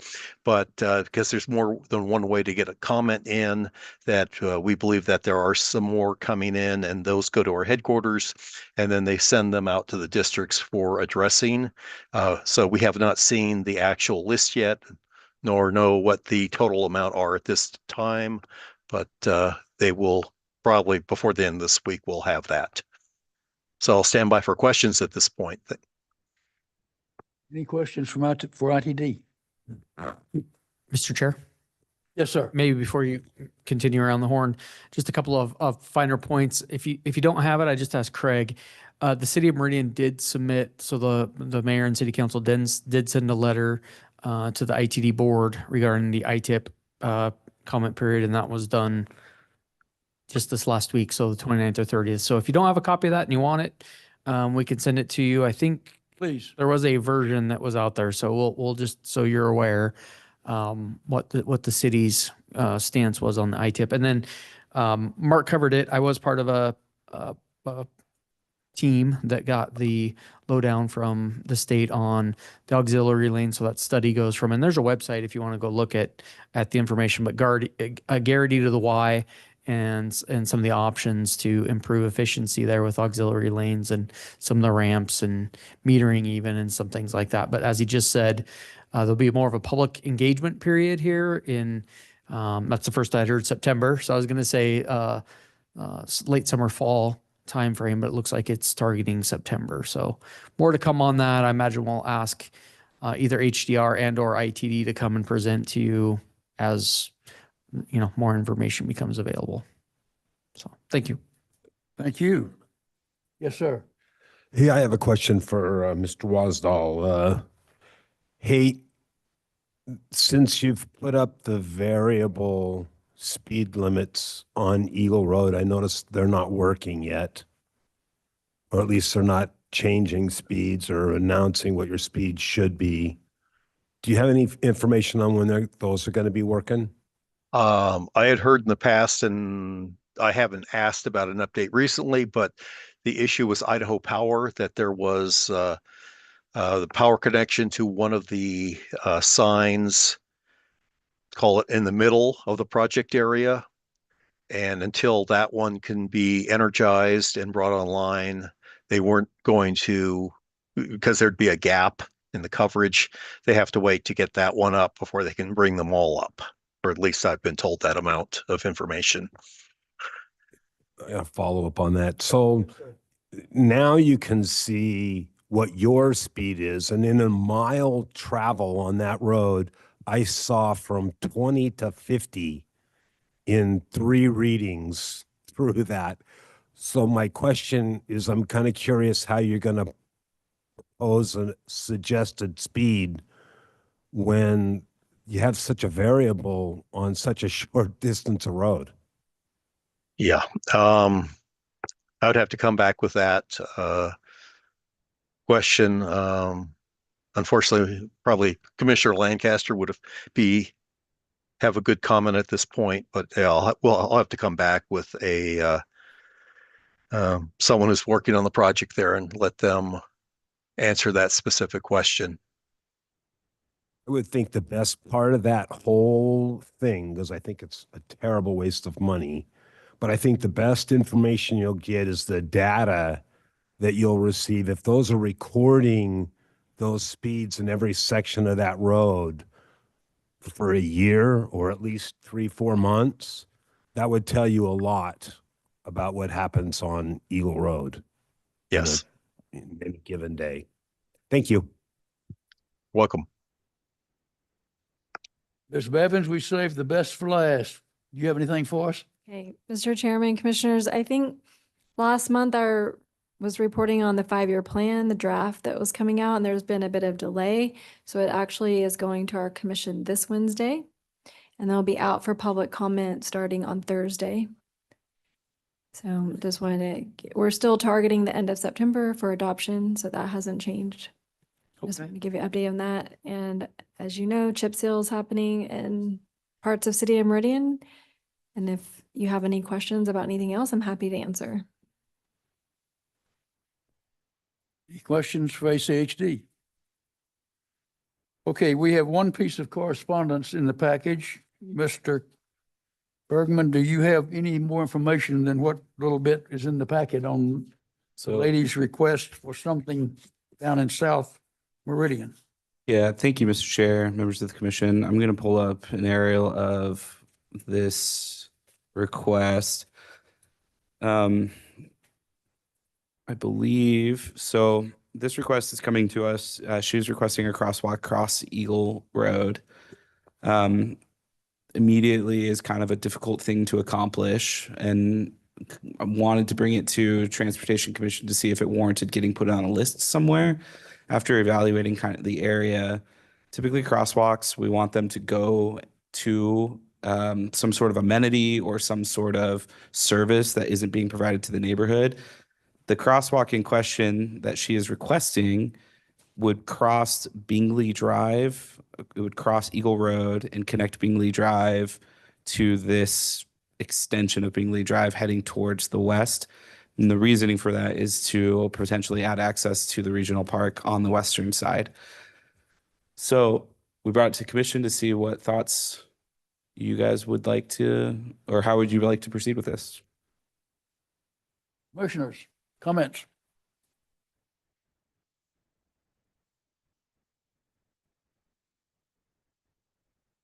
Mr. Chair. Mr. Smith? Yeah, I'm a little bit puzzled by the comment of many residents feel unsafe to cross. I think Craig mentioned, I don't know what the draw is for the crossing. I guess maybe just walking about, etc. I'm a little bit confused on that.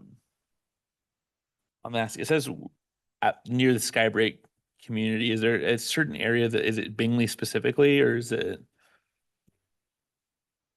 I guess where is this the specific area in question that would be the crosswalk? Mr. Chair.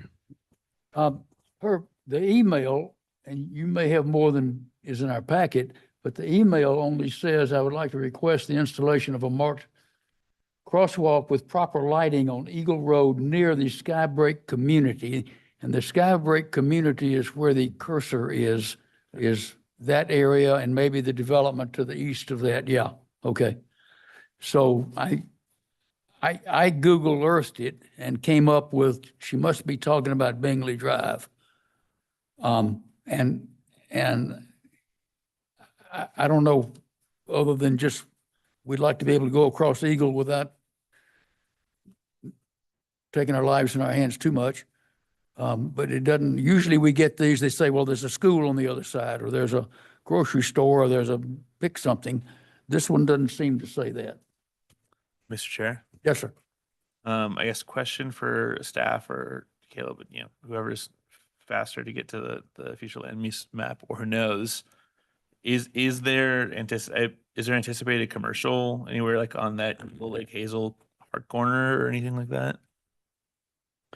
Mr. Chair, looks like Mr. Bergen's pulling it up, but just off of memory, I believe right at that intersection is a mixed use designation. So there certainly could be, and we envision some commercial on that southeast side of that intersection. Had an informal pre-app or seen some site plans on some multifamily, so it's a lot residential though. And Yeah, so probably not a whole lot of commercial draw in this area. Maybe just one more thing while I have the floor, and Diane's here and she can kick me or correct me if need be. You know, the request was for, you know, crosswalk and lighting. I think with the speeds and that, I don't think they'll let ACHD, at least in the past, when we've looked at something like that, they won't, it's already a crosswalk. It's just unmarked to some degree, right? In the state, that intersection is a crosswalk. I get it. The paint won't give any protection though to pedestrians crossing. And there's some topography issues out here too. I don't know if that plays in or not, but I certainly know at that intersection and at the canal, there is some grade change out here too. But I think if a crosswalk is put in, it would have to be a full RRFB or a full signalized crossing ACHD at an arterial roadway with those speeds. They aren't just going to put paint down and a couple of lights. It'd have to be full actuated signal. The last thing I'll say just real quick, and this isn't for now, so the people that are living there, but we are just further to the south, we are working with the development community as well about a collector roadway network that will come in just south of here that would likely have a signal as well. And that ties into the backside, the south side of Discovery Park. So it doesn't solve the concerns today, but in the medium to longer term, there is a plan for a mid-mile collector that would provide I hesitate to say safer, but a better location for a crossing for a lot of the folks in the subdivisions that are in this general vicinity. I think Vantage Point Lane is higher in elevation than Bingley Drive is. It's not great, but it is higher. Looking at the clock and our rules, we're to adjourn at 5:30. Let me suggest on this item that it be put forward to our subcommittee that looks at such items. I don't know what you want to tell the lady that wrote the email to the city, but we heard about it. And with that, I'm not going to adjourn because this is Mr. Leclerc's last Transportation Commission meeting. Goodbye. It is. He's leaving us. He's not only leaving us, he's leaving town. Yeah. Did everybody get your email? I don't know if everybody got. You want to tell us where you're going and why you're going? And My wife got a job with Lewis Clark State College. And it's a big change, and we're gonna list our house here in Woodbridge and move to Lewiston. Well, So congratulations. it's gonna be crazy. so anyone that would like the traffic problems in Woodbridge, there's a house becoming available there. Move right in. Since we hear about those all the time. And you've been on this commission since, 2017, I think. and before that you were on Ada County Planning and Zoning Commission. anything before that in the Treasure Valley? Was there, I think 2011 to 2017. Before that, 2007 to 2011, I was on the Meridian Parks and Rec Commission. And is that it? Yeah. Okay, just didn't know. I tried to get the office upstairs to give me your list, but they didn't want to go to the basement to look them all up. Yeah, really. Those records are. Mr. Chair. Yes, sir. I look forward to reading Commissioner Leclerc's name in the future City of Lewiston Planning and Zone, or, whatever commission he finds himself on next. Yeah. Well, Tom, Yes. Oh, you my. got suitable for framing. Oh, boy. Thank you. You're more than welcome. It's good to be appreciated. We will miss you. Be safe up there in the mill town. Yeah. All right. Thank you very much. Well, good luck.